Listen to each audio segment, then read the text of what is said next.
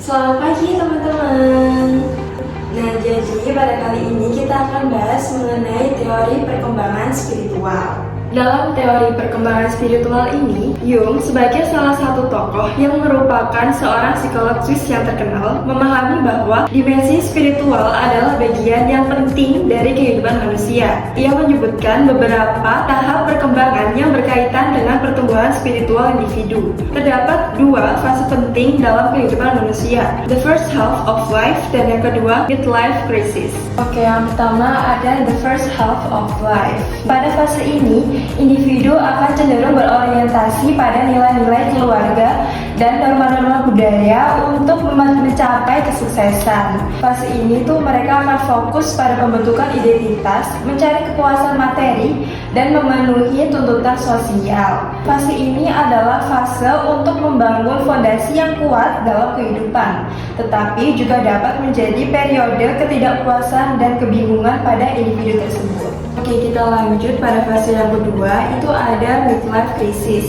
Jadi pada fase ini seringkali dihubungkan dengan krisis pertengahan hidup, di mana individu merasa tidak puas dengan pencapaian mereka dan mulai mempertanyakan makna hidup. Krisis pertengahan hidup adalah krisis spiritual yang merupakan titik balik yang mendalam dalam kehidupan seseorang.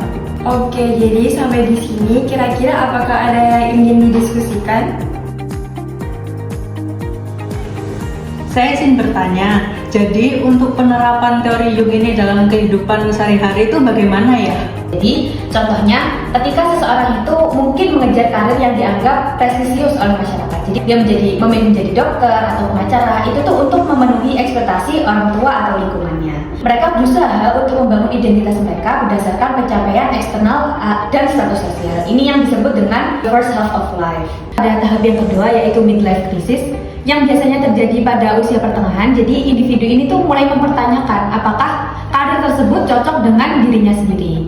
Meskipun dia itu sebenarnya sukses, dia mulai menyadari bahwa karir tersebut tidak cocok dengan dirinya. Nah, perasaan ini yang dapat memicu perubahan karir atau pencarian makna yang lebih dalam. Jadi mungkin dia beralih pekerjaan yang lebih sesuai dengan minatnya atau lebih sesuai dengan nilai-nilai spiritualitasnya. Nah, untuk lebih memahami mengenai penerapan teori ini dalam sehari-hari, teman-teman bisa menyimak video yang akan kami tayangkan.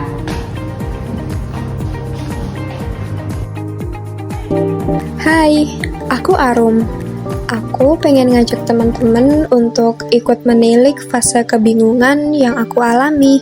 Mungkin beberapa di antara teman-teman juga pernah mengalami hal serupa.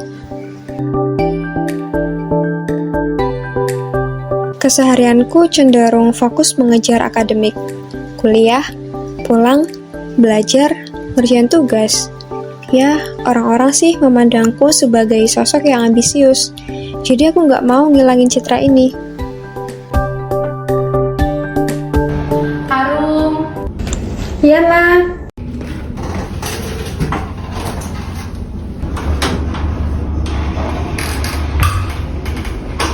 sini dulu.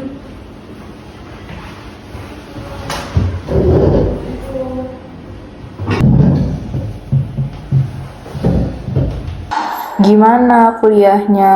Kok kamu itu melihatnya kayak apa sih mahasiswa yang dibilang orang-orang itu istilahnya kayak kupu-kupu gitu loh, yang kuliah pulang. Coba deh, sesekali kamu tuh cari kegiatan di luar akademik gitu loh, yang biar kamu tuh nambah pengalaman, gak cuma belajar doang di kampus gitu.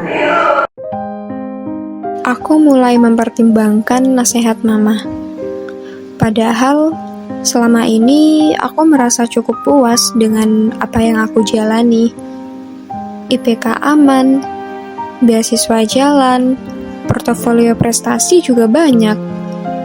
Tapi kenapa aku ngerasa kosong ya? Sepertinya aku harus mencoba menjalani hobi. Terlalu fokus akademik membuat aku merasa nggak pernah sekalipun ngasih attention untuk melakukan hal yang pengen aku coba.